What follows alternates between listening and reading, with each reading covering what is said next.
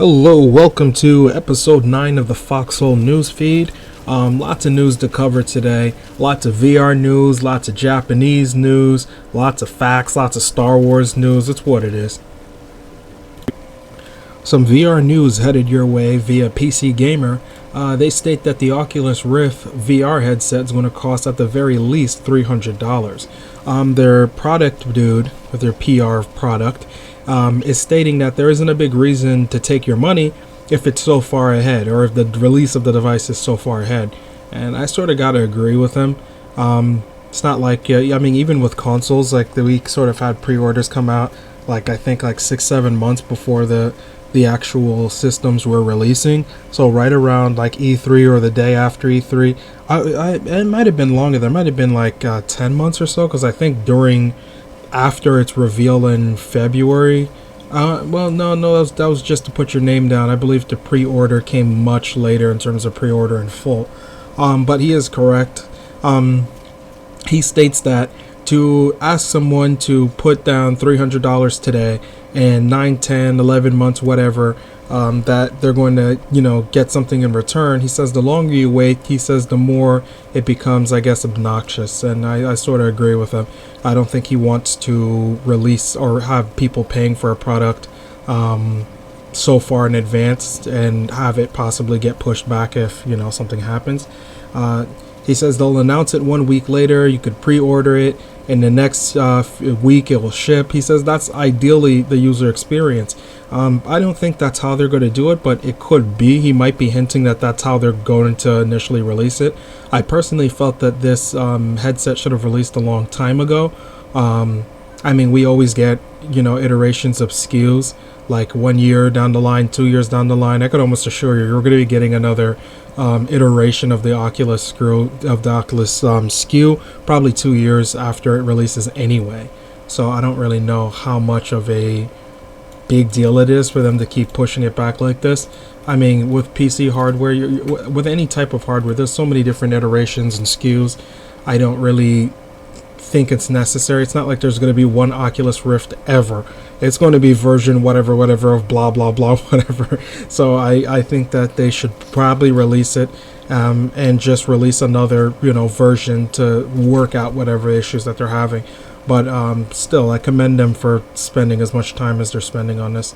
Samsung showing off their garbage VR thing here. I call this the GV version. If you don't know what GV stands for, it's my code for great value. So Samsung is showing their VR GV headset. Cost around $100, and it's going to be out this November.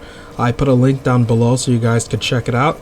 I don't even think I'm going to be picked. I don't know who this is targeted for.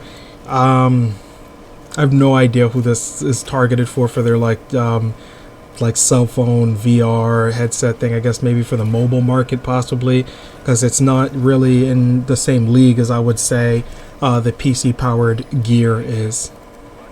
News nonetheless.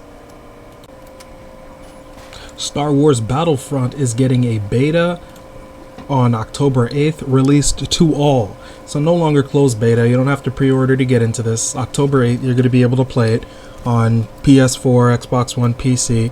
So it's going to last between the 8th and the 12th. It's a technical test, just I guess so you could feel out how good the game is, bad, or whatnot. I was in several betas this generation, thus far, just to test things out. I was in the Destiny 1 alpha and beta. The game was garbage, so I feel this is a good indication of the quality of the game you might be playing. If not a 100% full one, it gives you a rough guesstimate, I would say. Now we have the 3 modes that are going to be available in the beta are going to be across 3 different planets. So it's going to be Walker Assault, which is a 40-player battle, drop zone, and survival mission on Tatooine. I'm not sure what that is. And other Star Wars Battlefront news, PlayStation Lifestyle got a nice interview with Star Wars Battlefront team DICE. I asked them a whole bunch of questions. Now, I'm not really a big Star Wars guy. The people friends of mine who know me know that I'm not a huge Star Wars fan.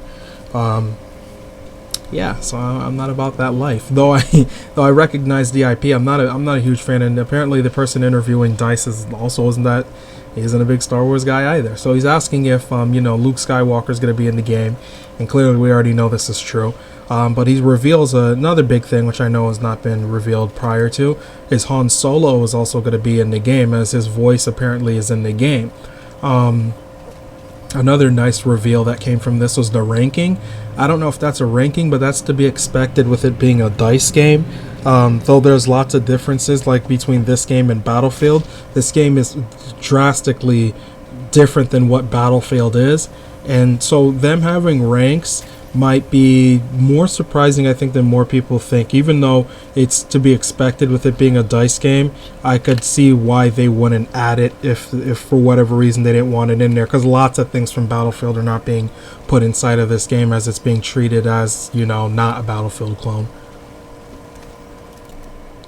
Now, though Fallout 4 doesn't come out until November 10th, Bethesda has come out and began stating details on their season pass, their DLC, and their regular free updates that they're going to be having for Fallout 4. Now, they're going to be having updates for Fallout 4 for free, similar to the post-launch stuff they had for Skyrim, like mounted combat and legacy mode, kill cams, enhanced visuals, etc. Which I like, and that's sort of to be expected coming from this developer. The DLC, they said they're not really sure what it is yet, but they said that they feel that the $30 will apparently net you all of it, of whatever it is that they're going to be working on.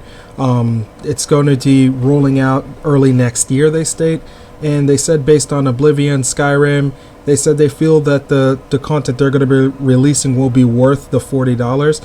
I'm assuming that's for $40 for the rest of the other expansions that they might have combined.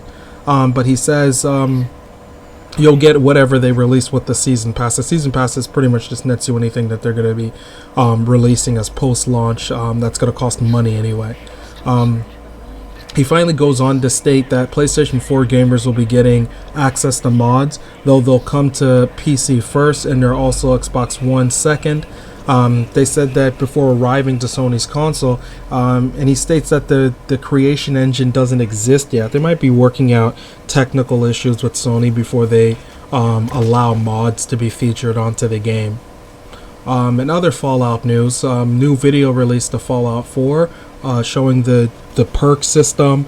It has a nice looking backdrop compared to the green tint that you sort of got, even though I like that because it sort of immerses you inside of the game. This newer one's a lot more colorful. I'll show you a screen right here. A lot more colorful, a lot going on. Very interesting. It's a really good video. Link it on the bottom if you guys want to check it out. So we are going to talk about our tweets of the week here, where we just look at notable tweets from developers in the community to see who's revealing what and who's talking about what, who's revealing what. We're going to look at the infamous developer Sucker Punch.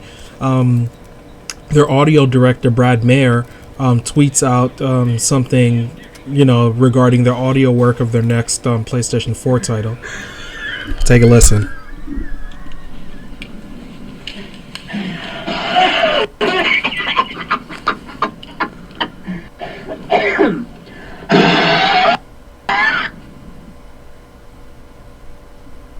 Now, sounds like coughing or wheezing, or I don't know what effect they're trying to go for with the cryptic tweet that they're sending out here.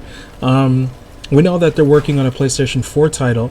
DualShocker states that all they know is that it's a third-person action adventure with a melee component. It very well could be another Infamous game. It could also be a brand new IP for all we know.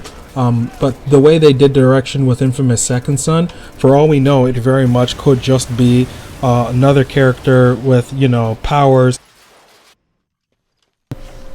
Now, another very interesting tweet comes out from Cedric Biscay. He is the producer on Shenmue 3, and apparently last week he got to play first playable testing version of Shenmue 3, which everybody's really pissed off as. I mean, everyone wants to see this game in working and motion, and like he apparently got to play it, teasing everybody.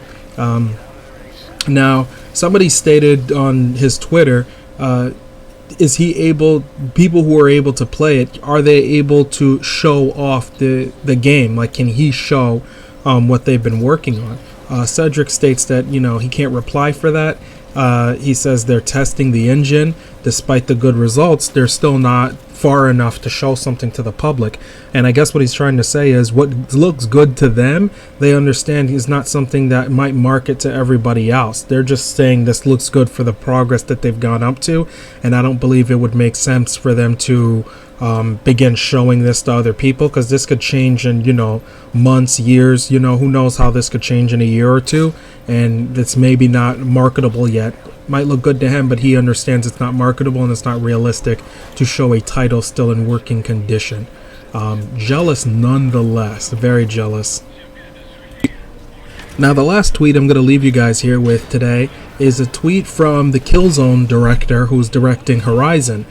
He states that it takes 550k or 500,000 polygons for one Thunderjaw, where in Killzone 3, 250k was the max for everything on screen combined.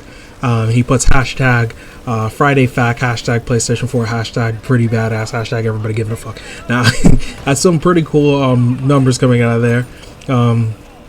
That's pretty wild.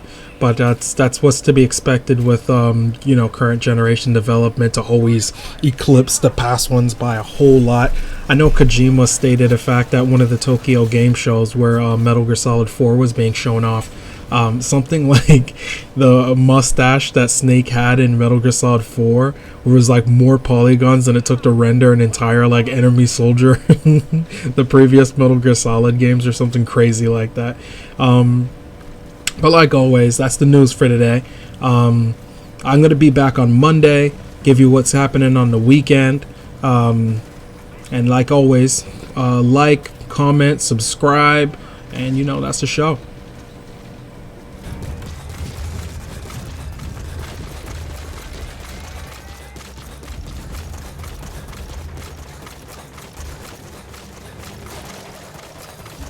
Boss, I just got a report from the intel team. An enemy unit is en route to the hills. Looks like they mean to hunt you down. You'll have to make it past them somehow. This is Pequot! Taking too many hits!